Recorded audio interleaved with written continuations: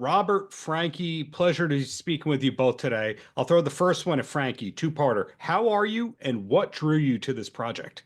I am great. And I remember reading the script. Robert sent it to me.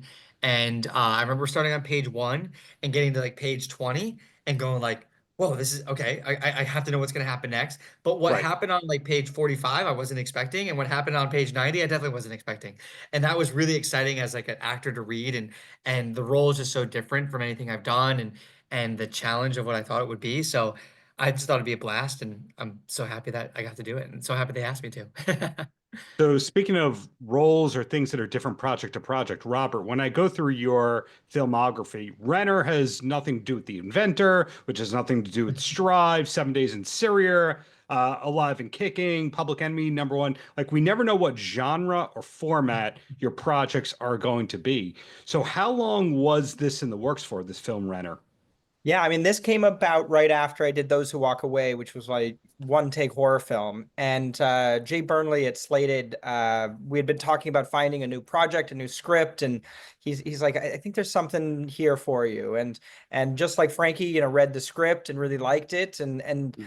there's so much with AI that gets into sort of what's deeper about human. I mean, once you're looking at non-humans, it makes a big difference. And so I thought there's really a lot of art there, a lot that we can explore, a lot that when we get actors involved that they can play on. And this was before AI was everywhere. This was like 3 or 4 years Right. ago, before ChatGPT. So before it was like in the zeitgeist, if not, the zeitgeist.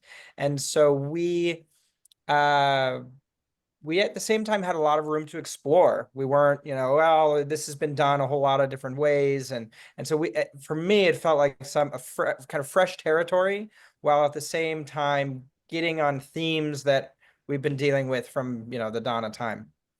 So related to what Robert just said, Frankie, my introduction to probably AI and ChatGPT was when people are going, "This is what the Beach Boys would sound like if they were doing this. Is the new Yeah. Nirvana thing." Do you remember your gateway to AI and ChatGPT? I mean, I remember seeing a bunch of those types of videos and stuff like that, or pictures and art and I feel like at first you could definitely tell it was AI, and now it's getting very hard to distinguish Right. real reality from the AI, right? Which is kind of scary. I mean, I'm not. I don't want to say I'm terrified of technology, but I have been for a long time. I've been kind of like I slow play the technology. Like, give me a VHS tape, like that'd be great. You know what I mean? Um, but as much good has come from, technology, it is something that terrifies me, especially, you see what goes on in this movie and kind of the biases that can be programmed into it, or you just really Right. don't know, but I'm not gonna lie, I have used it for things. I did a contract the other day. I shouldn't admit that, but I just typed it in and he wrote this amazing contract. Don't tell my lawyer. He will hate me.